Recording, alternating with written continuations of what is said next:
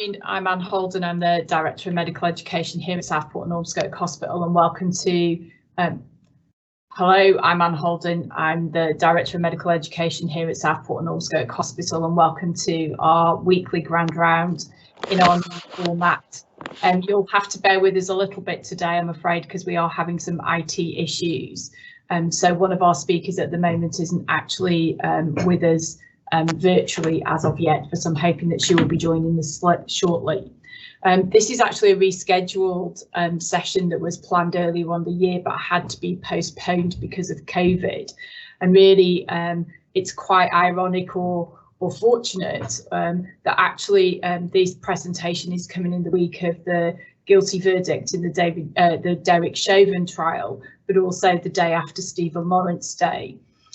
Whilst the government doesn't seem to believe that there is systemic racism in the UK, I think the data would suggest that perhaps unconscious bias does exist. And our speakers today are going to talk to you about some aspects, certainly with healthcare, where the data suggests perhaps that as I say, unconscious bias is very much alive. And so first of all, I'm very glad to welcome one of our foundation doctors, Konyin, who will talk to us about racism in the NHS. This is my presentation on racism in the NHS. So just to summarize what we're going to go through today, first of all, the background of why I decided to do this presentation. And I did create it last year, but as Dr. Holden pointed out, it was postponed due to COVID and other factors. So it was created in the wake of George Floyd's death and all the marches that happened around the world as a result of it. So it may seem like a separate and removed issue from us in the UK and as healthcare professionals, but as you'll see, I'll then link on to how this racism has the same roots that killed George Floyd, has the same roots in some of the issues that we see in our country and in our healthcare system today. I'll then go on to talk about the differences between overt and systemic racism. I think sometimes in discussions those can get conflated. And then talk about racism in our profession, in our NHS towards Black and ethnic staff and Black and ethnic patients, and finish with a lesson on an illustrative analogy on how two different people of two different races can have different experiences even when trying to reach the same goal, and then finish off on what we can do in light of this information going forward.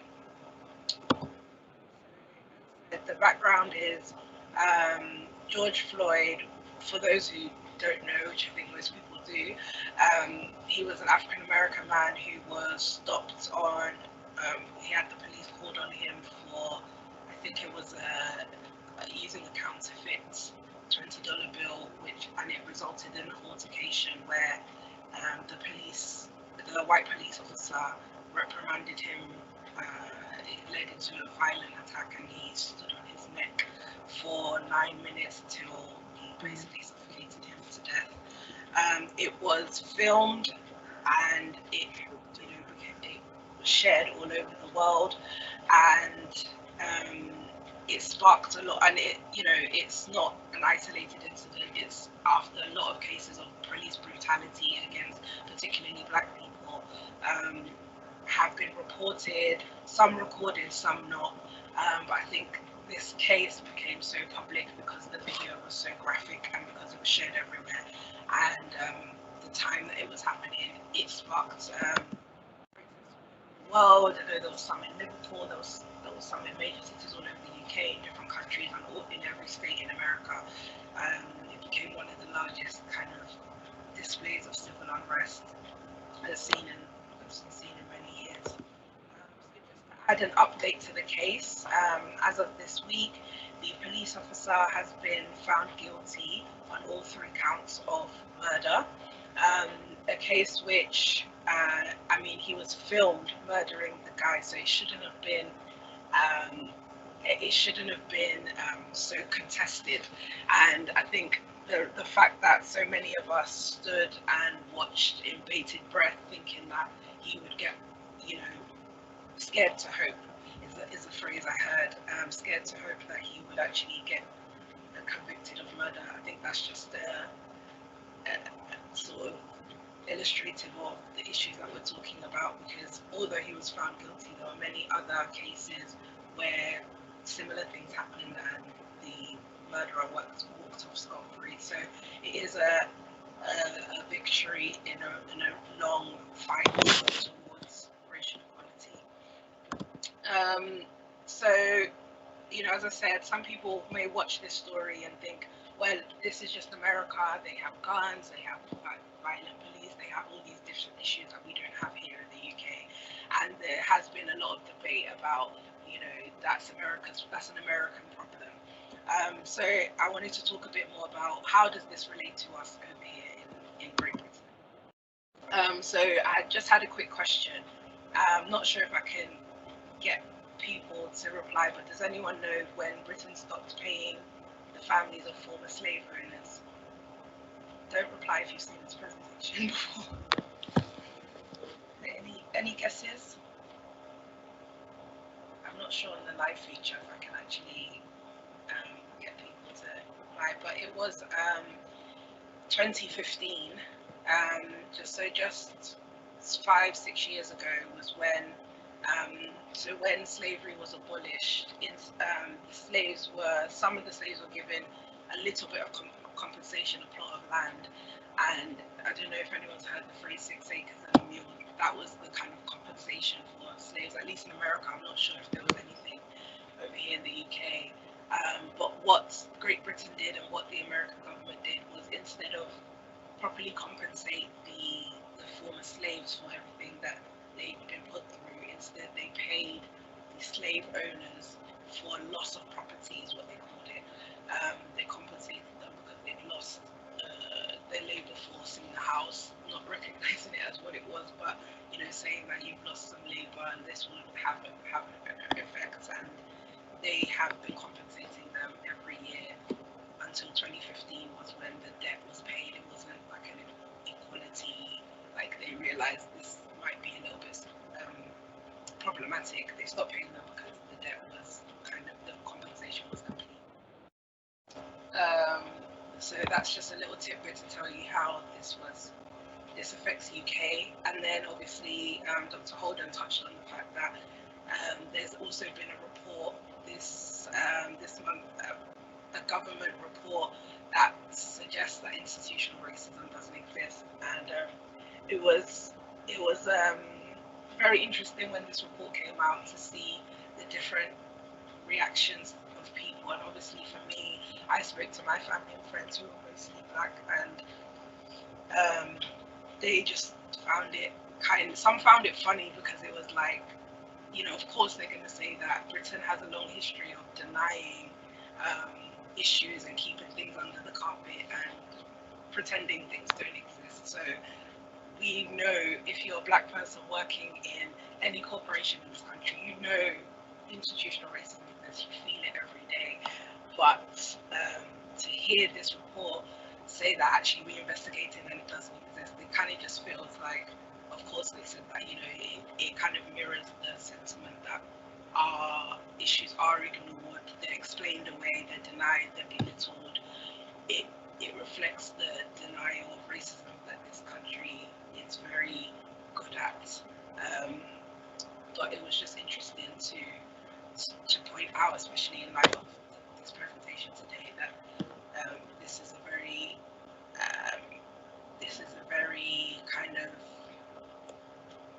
it's very representative of Britain's attitude to racism, especially systemic racism in this country. So just a bit of history about where the roots of all of this came from, what UK's part is in it. So, you know, Great Britain, the great comes from the empire, which, you know, kind of got its name, you know, not its name, but the point of empires was to kind of conquer and defeat other lands. So the British Empire colonized and took control of, you know, many countries, over half the world. had posts in parts of Africa, Asia, and still have a presence in Australia, Canada, and many Virgin Islands, all places all over the world. And the influence of British rule was that they became the new kind of overlords and demonized the culture of the locals and the education, the traditions, and kind of started this program of kind of making sure that everything associated with Britain was superior, and everything associated with either Asian culture or African culture, whatever country they were taking over, was deemed inferior, and that attitude still carries on till today. So a recent scandal, I think it was late last year, that came out with the Commonwealth, which includes former colonized countries, former countries that Britain colonized, and part of that was Jamaica and islands in the Caribbean. And so, if anyone knows about the Windrush generation, which was a group of mostly Jamaican and Caribbean people who came to this country in the 70s as a result of gaps in the workforce for the UK. So the way that NHS recruits abroad because of gaps in the workforce, there were similar gaps in the 70s for lots of industries. So there were people brought over from the Caribbean to come and work here, and it came out that actually they've settled here. So generations of people, they've had kids, their kids have had kids, their kids have had kids, so it's been several generations of people that have just settled in Britain and have added to the fabric of this country. But a recent report came out last year that they were slowly being deported back to their countries. I mean, people that had never been back. I mean, these were kids of immigrants, so all they knew was Britain, and they were slowly being sent back to the homes of their parents and grandparents for innocuous reasons. They had to apologize for. So another way that was just one of the many reports that we hear about things that are certainly topic, but it shows you attitude again to people of colour and their history.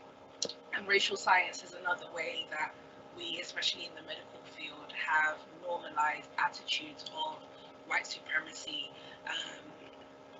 in even sort of supposed to be objective data. So I've got this. So this poster is just talking about the fact that they did use anthropological social science and eventually translated into medical science to justify the superiority of European bodies in comparison to African bodies that were being used for slavery at the time.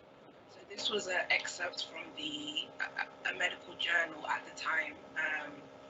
It was around the 18th century, and just to show some excerpts. So this British doctor claimed that black people could bear surgical operations more than white people, and this belief has been shown in some American studies that even today that doctors working today believe, and nurses believe, that their black patients can take more pain than white patients. So, it's an unconscious bias, as we said. So they get less pain medication, they get less bleeds when they complain about pain, and this mostly affects women, particularly around childbirth. The father of modern gynecology, J. Sims, used to use black women as, so everything we knew about gynecology, at least the foundation of it, was found because black women were being used as experiments, ignoring any pain that they would have faced in these experiments, in order to learn more about the female body. So that was just some ways in which the black bodies were used, kind of disregarded, used to learn from, and because people believe science to be this objective, validated thing that's separate from issues like racism, sexism, it was used to normalize these attitudes. And so when we as doctors think that, or nurses think that we're being objective, we have to realize that the unconscious bias even comes into the things that we read, the data that we're pouring through, everything, it permeates every aspect of life, including science. So we must be conscious of the fact that even the way we learn is biased towards white European supremacy. So just to kind of touch on what is the actual definition of racism, this is from the Webster's Dictionary, the belief that race is the primary determinant of human traits and capacities, and that racial differences produce an inherent superiority of a particular race. So it's not just one race of people being mean to another race of people. But that's why I wanted to put this definition up. It's actually a hierarchy. So it's not just, it's not the same everyone of different races, because race in and of itself didn't really exist before the sort of exploration of the New World and colonialism. People discriminated against each other based on ethnicity, based on geographical location, based on what tribe you came from, what area of the country you came from, all that kind of stuff. The actual categorization of humans based on skin color was made during this period as a way to create a hierarchy so that people of darker skin could be discriminated against. So it's not the same, anyone can discriminate against anyone. That discrimination is wrong, but we must know that it's different from racism. Anyone can discriminate against anyone, but because it's a system of hierarchy, the same way that sexism is a hierarchical structure, with patriarchy and sexism, with men at the top or women being deemed as inferior. Race is something that was invented to put white bodies at the top and anyone of darker skin almost on the spectrum, because darker skinned people, even within the same race, face worse outcomes in terms of health, justice, all sorts of things. So that's why I put this definition in there, just to kind of clarify the difference between racism and discrimination as well. So within racism, there's two main types of racism. So there's the overt racism that we see. This is just a poster when Brexit was being voted for. This was one of the posters that was used to promote the idea of Brexit and kicking people out that didn't belong or whatever. So we saw this poster, there was a lot of outrage about it. It looks very much, the majority of the people in this picture are brown skinned people, and they, you can see that there's clearly an agenda here. It's not trying to lie to you, it's saying what it is, and a lot of people were rightly outraged at this, but the problem is that people think that this is all that racism is, that as long as you're not being overtly racist like this, you're fine. But actually, this is one form of racism which is obviously disgusting and horrible, but there's another type of racism that goes subtle and unnoticed even to the people perpetuating it, and that's systemic racism. So systemic racism shows up in many different ways, and it started on the concept that European or white bodies were superior, and the cultures were superior, and that their interests were superior to those of darker skin, and also the sort of economic system of slavery, because slavery wasn't just a moral failing, was an economic system, and the way it has profited people even to this day. Many wealthy families in this country, white families, can trace their wealth back to the exploitation of slaves and just immigrant labor in general. These are some of the ways in which systemic racism shows up, but there are many. This is not an exhaustive list at all. These are just a few examples of how, because of the history of racism and British Empire and slavery, how racism shows itself. So I've just highlighted a few. So generational access to wealth, which I've talked about, and we were talking about how slave owners have only just stopped being, and we think of slave owners like these far distant people. Their great grandkids are living today as upper class citizens because of the compensation that they've received as a result of no longer owning slaves.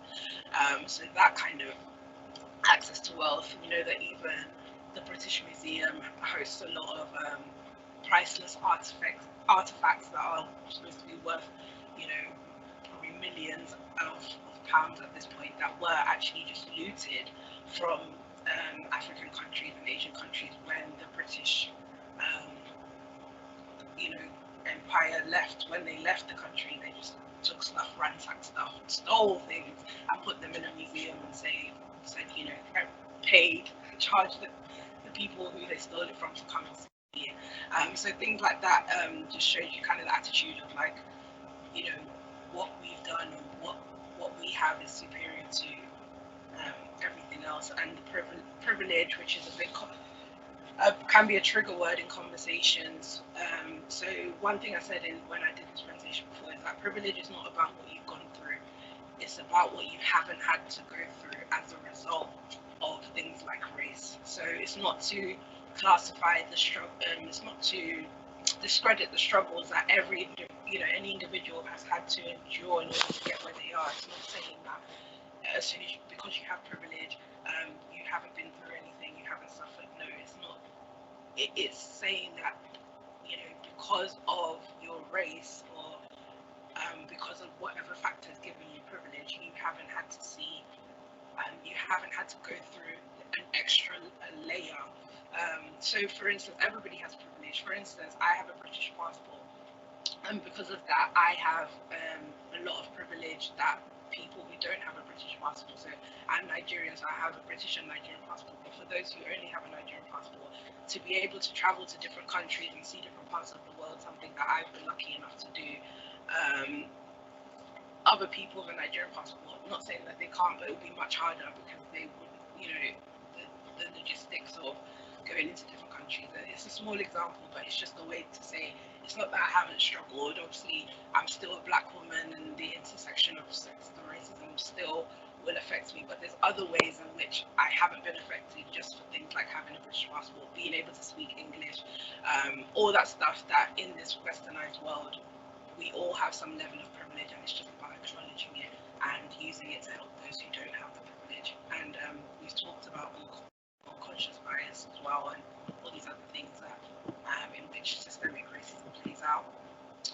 So bringing it now into medicine, there's been a few things that statistical data that has shown that, like COVID-19 deaths, which were higher in the BAME community, which shows that ways in which racism affects us. And COVID-19 was a stark, you know, wake-up call, I guess. But actually, there's a lot of conditions that affect Black and ethnic minority people more than white people, especially in this country. And sometimes, and with COVID-19, you don't find that same data if you go to the countries, like if you go to African countries, if you go to Asian countries, it's not as high as it is in this. They're not dying from COVID-19 at the same rates as they are in this country. So is to acknowledge that it's not the inherent race, it's not some inherent genetic defect that is causing these deaths. It is racism, it is the effects of racism and how it affects access to healthcare, how it affects quality of healthcare, how it affects, you know, people of Black and ethnic minority are more likely to be, you know, in working class communities, and class affects your health outcomes, as we know as well. And inequality affects your health outcomes, and all these things that tend to affect Black and minority people at a higher rate really contributes to statistics like this. So this is something that, as somebody who wants to go into gynaecology, is particularly, I think for me, it's particularly important to me, but I think it should be important to everyone to know that Black women do die at 5 times higher deaths in childbirth than white women, and I think it's 4 times for mixed race women. And there's been a recent documentary, if anyone wants to watch it, on Channel 4 that Rachel Humes did about this particular subject and speaking to Black women and their experiences around childbirth.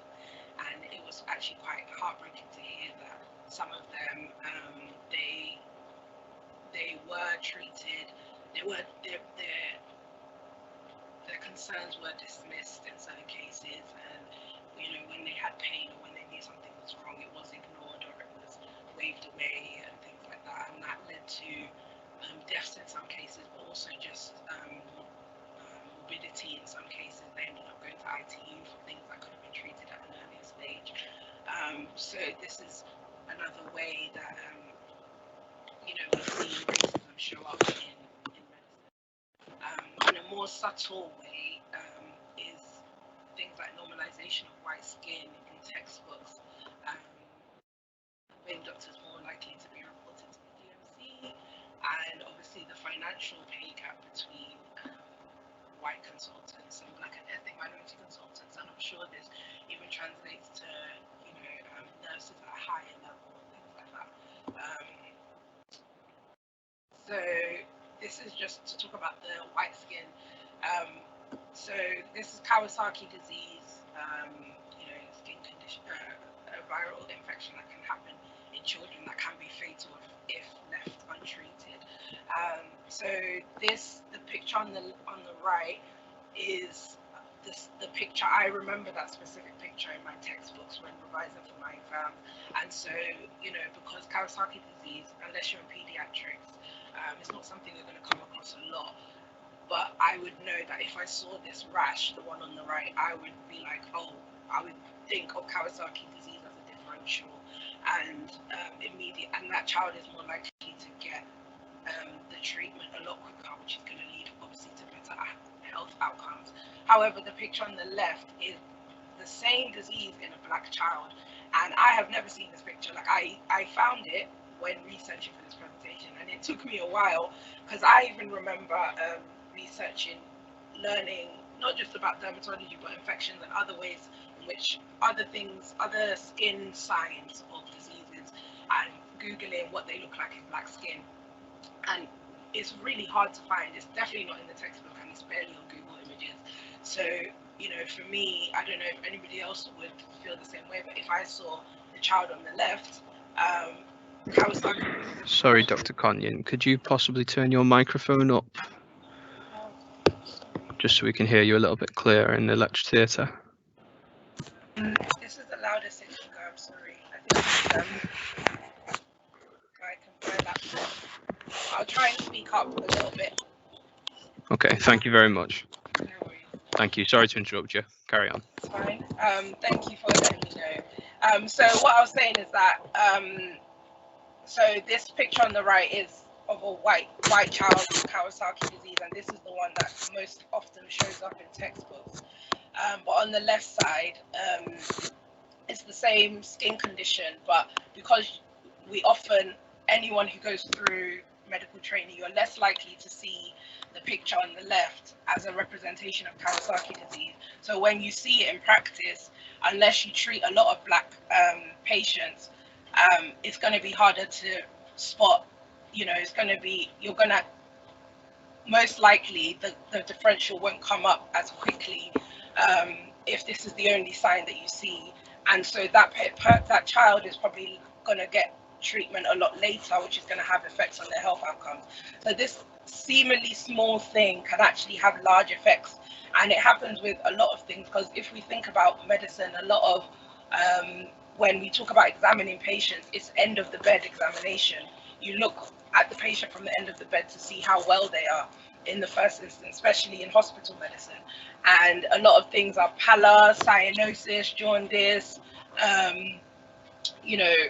skin rashes and things like that, which is going to look different on Black skin. And if it's not taught to us in medical school, and even me as a Black person would struggle to recognize the same signs on Black skin, it shows you a way in which racism can show up in healthcare and can lead to having worse health outcomes for Black and Asian patients.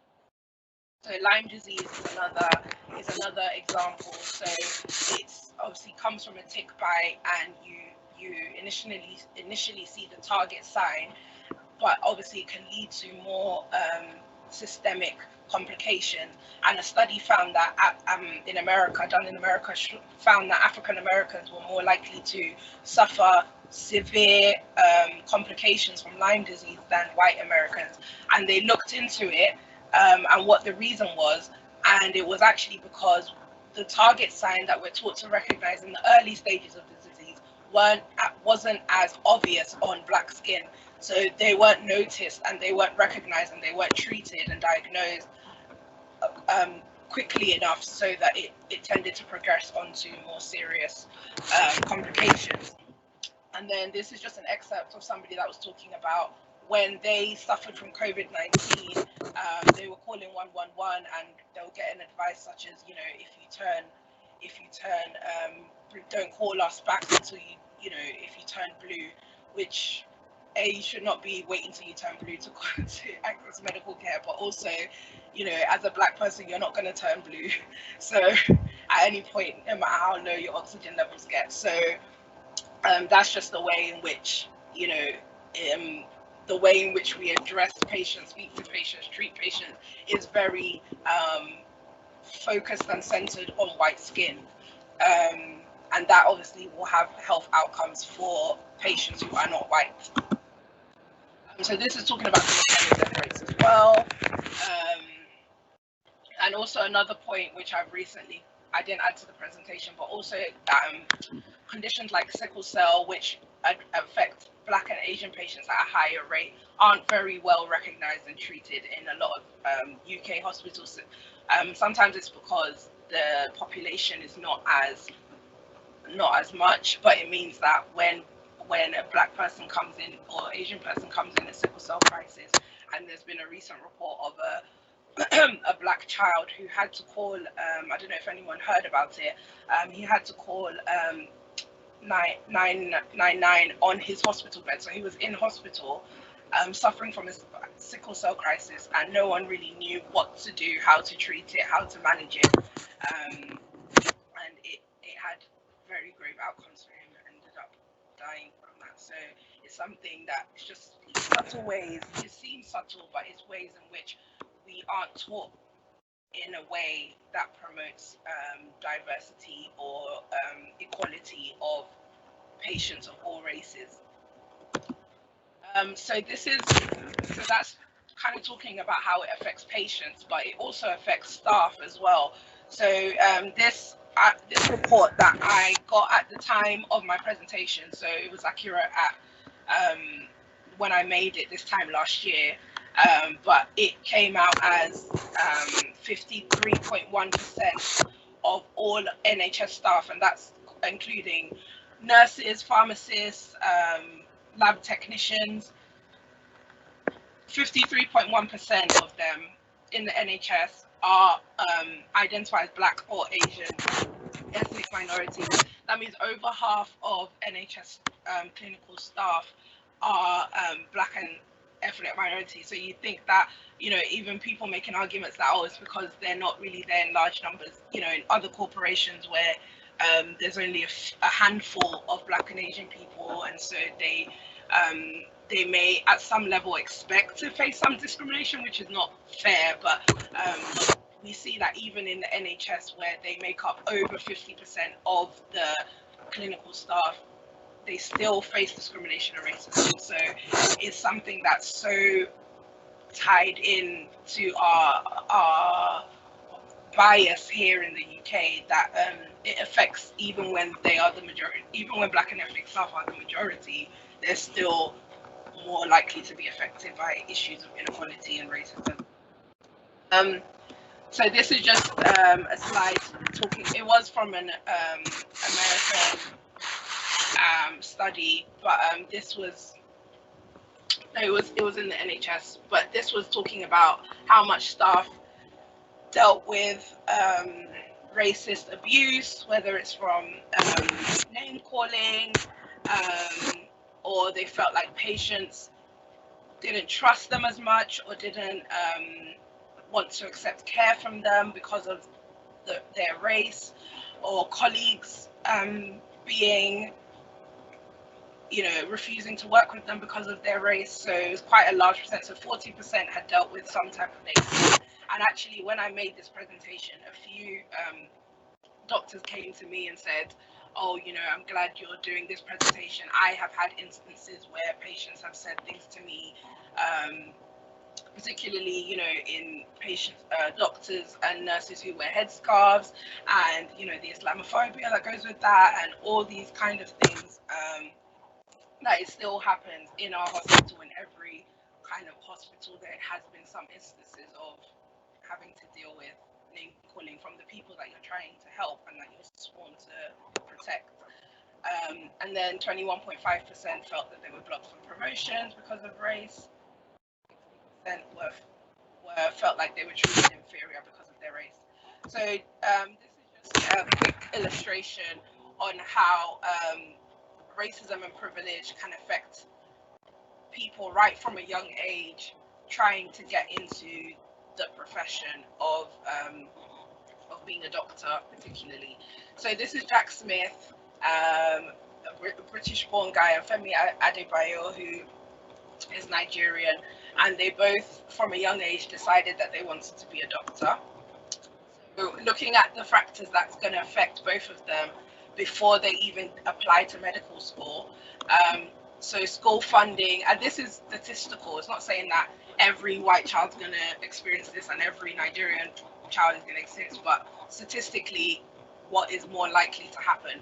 So Jack Smith is more likely to go to a private school or highly funded grammar school, and Femi Adebayo is more likely to be in a underfunded school. So this also talks about how classism plays a role, because in a previous presentation someone did point out that it also affects, some of these issues also affects people of working class. So it's not just, so white working class people also face some of this discrimination, which is very true. So classism plays a role, but it intersects, and because of the history of racism, Black people are more likely to be in working class families. So because of school funding, the encouragement to attend medical school, to apply, to believe that they can get in, would be different in both schools, and the preparation for medical school and all the things that you need to even get your application together would be different for Jack Smith and for Femi. Role models. So Jack had a dad who was a consultant who gave him work experience in a hospital, which is very important. Obviously, for anyone who's applied to medical school knows how important it is to get work experience. Femi didn't have any role models or doctors in the family and struggled to get work experience, but he ended up applying to a care home and getting it. So they both got into medical school. Jack ended up being medical president and had a vibrant social life through 5 years. Femi also made friends, but never felt comfortable at MedSoc events. And for Muslim medical students who don't drink, I know in my medical school there was a complaint saying that they don't feel as welcome in social events because a lot of the events were centered around drinking. And then in clinical assessments, Jack was more likely to be graded favorably in the ward-based assessments because he was able to build a better rapport with consultants. Femi struggled to build the same rapport, so he was graded less favorably. Jack had a balanced amount of contact with patients, some good, some bad. Femi, on top of the regular sort of patient contact, also faced some racial harassment and ignorance with some of the patients that he had to assess as a medical student. Jack was able to focus on his studies when money was tight, as his parents could give him money when he was financially struggling. Femi had to get a job during medical school and apply for loans, which affected his focus and his ability to get through medical school. So they both eventually graduated and became junior doctors. Jack got into his third choice deanery, but made great friends and settled in. Femi got into his third choice deanery and ended up in a city with very few black people and felt culturally isolated as a result, and didn't feel like he made as good a connection as he would have done if he went back to where he grew up. So Jack was able to manage conflict amicably and was confident that if he received any negative experiences with patients, he was able to report it, whereas Femi listened to racist comments made by patients but could not say anything for fear of being reported to the GMC, and I'll also add fear of not being listened to and being dismissed. So they both eventually worked through their training and became consultants. Jack was able to choose a specialty that matched his passions and interests. Femi had to consider which specialties were more likely to hire a doctor of colour. Jack formed a strong social network with his colleagues because of shared interests. Femi felt isolated at work as he did not relate to most of his white colleagues. Jack felt confident that if he had the right portfolio and interviewed skills, he would probably get the job. Femi considered that even with all the right qualifications and preparations, whether his skin colour would affect his ability to get the job. So this is just, as I said, just the statistical average of what somebody who is white and somebody who's black or Asian would have gone through to achieve the same achieve the same job, achieve the same career goals. And that's where privilege comes in. It's not what you have gone through, it's what you haven't had to go through because of those extra layers of racism. So in light of this information, what can we do to address them? So the first thing is self-reflection, and to think about, because it's not a conscious thing that anybody does. You know, systemic racism doesn't happen because people wake up and think, I hate other people who don't look like me. You know, it is a subtle, unconscious thing that you know, we all contribute. Even me as a black person, I still work in a system that is oppressive to people who look like me. So there's still ways that we ourselves have and continue to do things that contribute to the system. So self-reflection and self-awareness, thinking about what our attitudes are when certain patients complain of pain, or when certain doctors struggle to do something, do we judge them more harshly, and things like that. Start conversations. So a big reason why I started this presentation is because after the Black Lives Matter protests, there were a lot of discussions around race, and a lot of people were asking questions that they'd previously been scared to ask. And I feel like we, you know, me and a few other people who knew about these issues were able to explain things to them and clarify things for them. And I feel like that is kind of the best way to kind of break down these barriers, to actually start having discussions about these things and clearing up any ignorance or just lack of knowledge, lack of awareness. So stamp out racism. So I talk about this, you know, I talked about this more in previous presentations, but it's not enough to be non-racist. You have to be anti-racist. So it's a system that we all actively have to work against, instead of just saying, oh well, I don't hate people of different color, therefore I'm fine. No, it's actually like knowing that this is an unconscious system that will continue if we all do nothing. We must be actively doing something to combat these issues. Listen to your black and ethnic colleagues when they report incidents. Do not gaslight or belittle their complaints. Recognize your own bias, so that's to do with the self-reflection. When we all have bias, it's not something anybody can escape from, but to recognize it and to know how it's affecting your professional work, and trying to combat that is, I think, a useful tool when it comes to recording these things, to fighting this thing. And I always say, always care more about those affected by inequality than those offended by it. So a lot of people, when we're talking about things like this, because they are very sensitive, and some people are very upset by just the mention of racism, and often they're not affected by these same things. So we must be conscious that protective over people who are just offended by the discussion than the people who face that reality every day.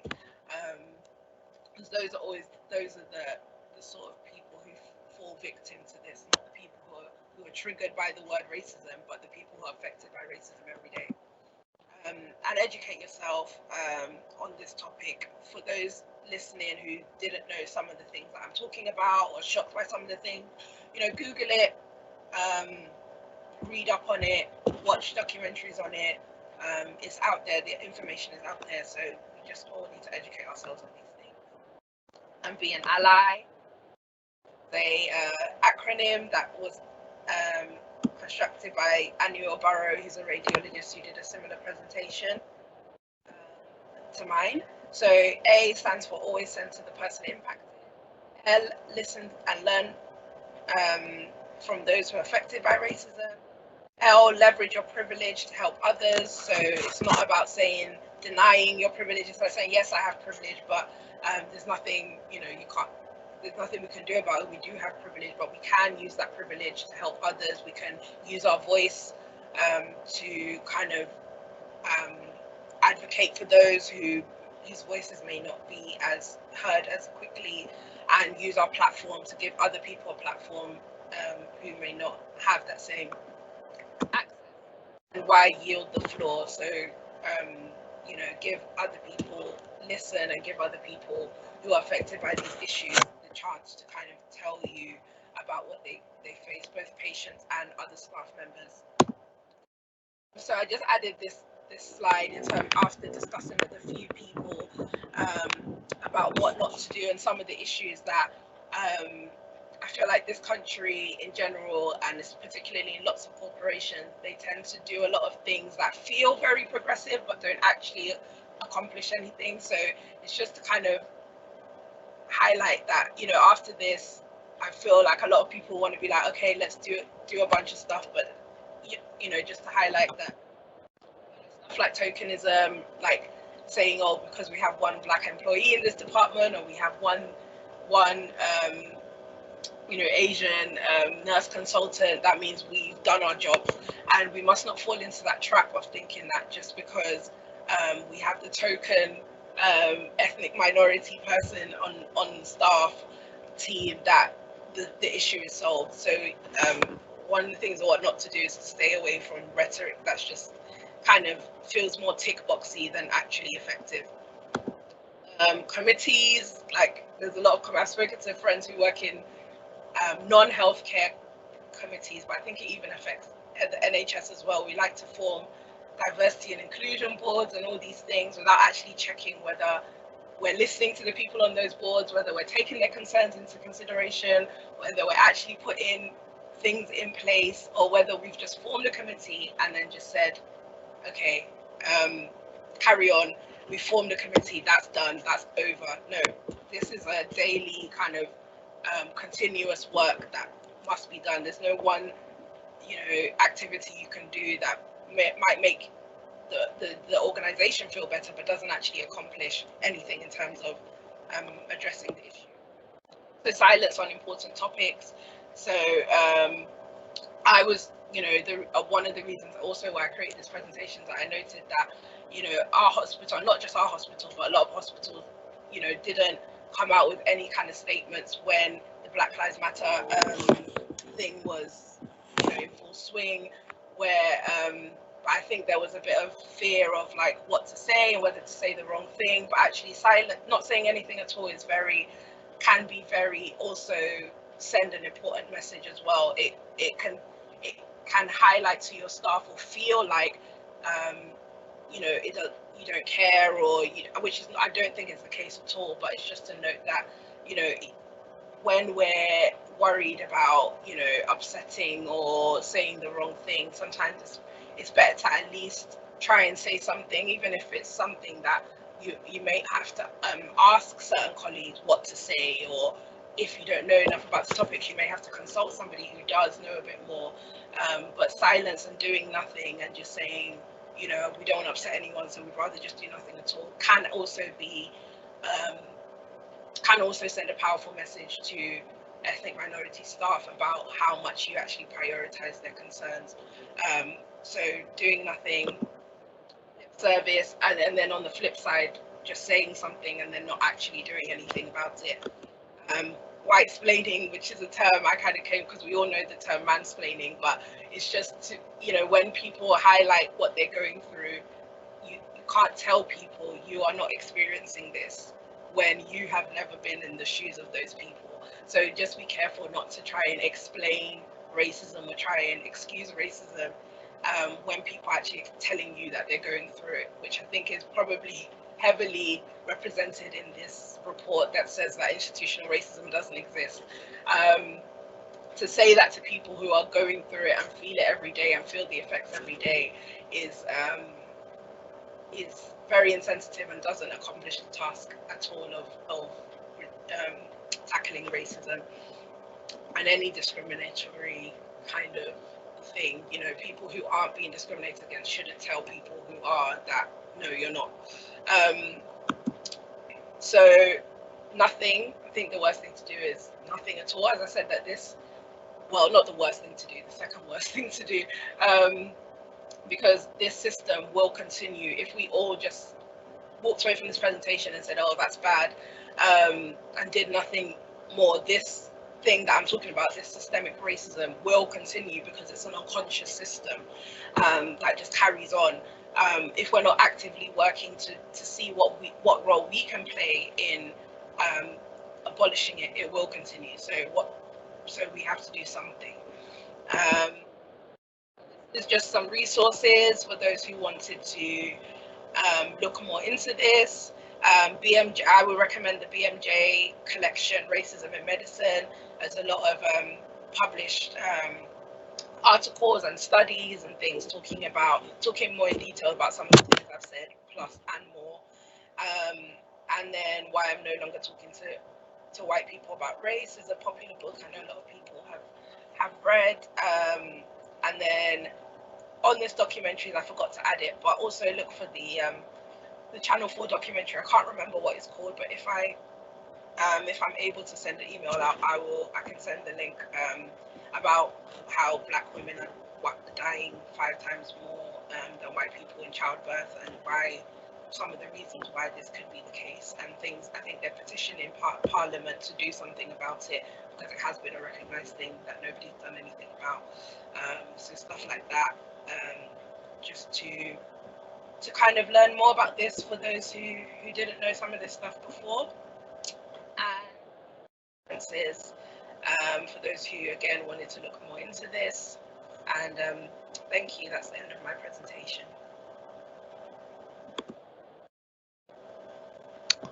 Perfect. Thank you, Dr. Konyin. I believe we're going to have Anne Holden back in.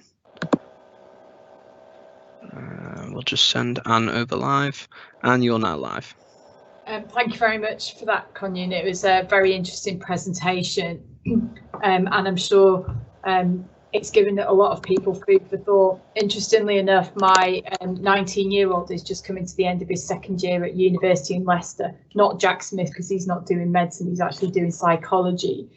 And he went out when he was in his first year before lockdown for Diwali, and suddenly realised that his 2 friends that were with him were actually non-white, and for the first time in his life he actually understood what it was like to be in probably a lot of your people, non-white people's shoes, in being the only white face amongst a lot of non-white faces.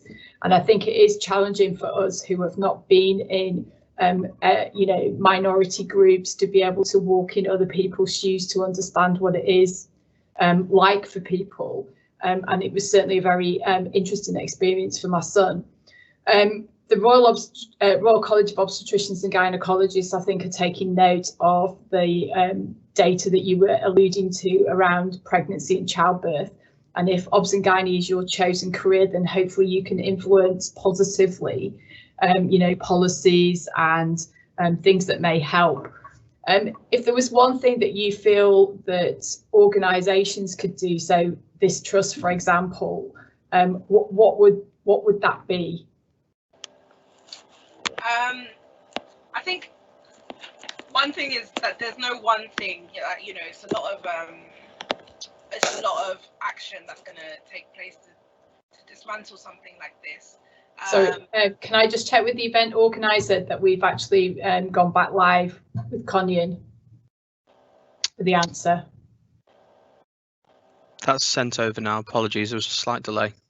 Oh, sorry. Yeah. So I was saying that the first thing to note is that there's no one thing that we can do. It has to be many kind of efforts on everyone's part to kind of dismantle something that's been set up over hundreds of years.